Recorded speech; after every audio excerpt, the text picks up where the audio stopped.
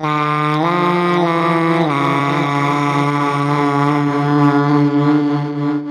Halo semua, kembali lagi nih kalian di Sausul M. Seperti biasa di Sausul M ini kalian akan ditemani sama teman saya yaitu Mimin.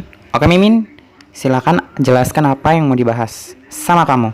Oke, halo semua. Jumpa lagi bersama Mimin yang akan setia menemani kamu. Oke, to the point.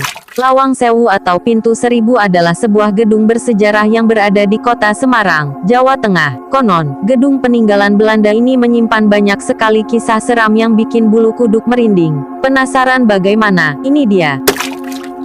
Pemerintahan Belanda banyak mewarisi gedung-gedung bersejarah yang masih tetap berdiri kokoh hingga sekarang, dan salah satunya adalah Lawang Sewu. Kisah gedung ini tak terlepas dari sejarah industri kereta api di Indonesia karena menjadi kantor pusat dari Het Hoofdkantoor van de Nederlandse Indische Spoorwegmaatschappij atau disebut NIS. NIS sendiri adalah perusahaan kereta api swasta di masa pemerintahan Hindia Belanda yang pertama kali membangun jalur kereta api di Indonesia dan menghubungkan Semarang dengan Forstenlanden, Surakarta dan Yogyakarta. Dengan jalur pertamanya, jalur Semarang-Temanggung 1867.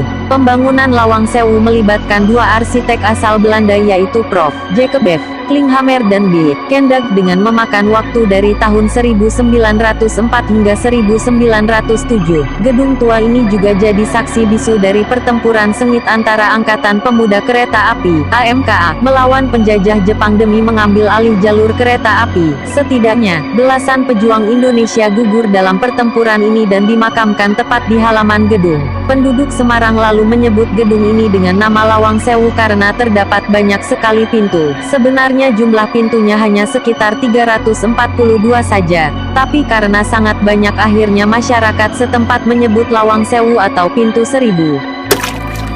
Sebagai gedung tua peninggalan Belanda, tak heran banyak cerita-cerita seram seputar Lawang Sewu. Cerita seram Lawang Sewu pun tak cuma populer di wilayah Semarang saja. Penduduk luar daerah tak jarang secara sengaja datang atau berwisata ke Lawang Sewu untuk merasakan keangkerannya. Konon, setiap wilayah di gedung Lawang Sewu terdapat makhluk halus berbagai macam, mulai dari kuntilanak, genderuwo, arwah tentara, hingga nonik Belanda. Salah satu ruangan yang dikenal paling angker adalah sebuah lorong yang berada di bawah gedung. Di masa pemerintahan Belanda, lorong bawah tanah itu difungsikan sebagai aliran air yang dapat menyejukkan suasana Lawang Sewu. Namun saat Jepang menduduki wilayah Indonesia, mereka menggunakan lorong tersebut sebagai penjara. Lorong yang hanya setinggi 0,5 meter tersebut, membuat para tahanan hanya bisa jongkok sambil menahan dingin dari air yang mengalir. Banyak tahanan yang akhirnya tewas akibat tak kuat menahan penderitaan selama dalam penjara jongkok. Konon keangkeran Lawang Sewu mulai dirasakan ketika banyak rakyat Indonesia dan tentara Belanda yang mati secara tragis di sini.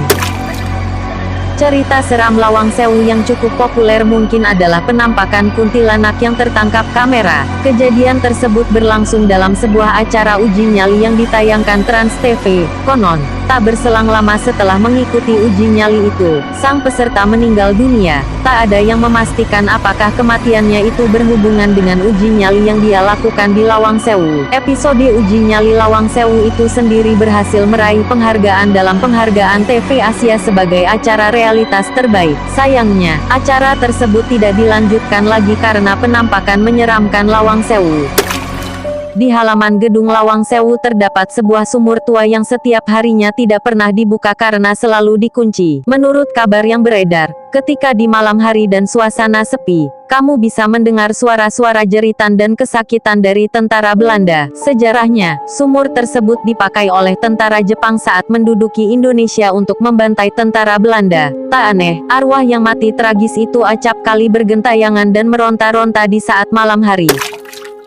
Selain tentara Belanda dan Jepang, penampakan lain yang kerap muncul adalah noni Belanda, namanya Van Ellen. Konon kemunculan Van Ellen ini sering dibarengi oleh jeritan misterius. Menurut kabar yang beredar, jeritan itu berasal dari Van Ellen yang ketakutan ketika tentara Jepang membantai tentara Belanda secara kejam. Namun Van Ellen ini tidak akan mengganggu orang-orang jika tak nekat masuk ke daerah-daerah terlarang gedung tersebut.